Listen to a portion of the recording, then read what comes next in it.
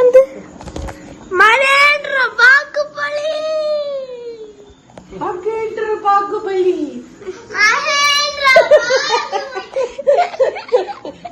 ഒറ്റക്കൈയില് ഞങ്ങള് പിന്നെ വെള്ളപ്പൊക്കം ഉണ്ടായെങ്കിലും പിടിക്കും.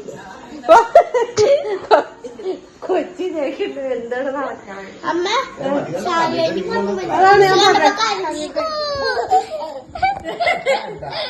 ഇഷ്ടപ്പെട്ടു.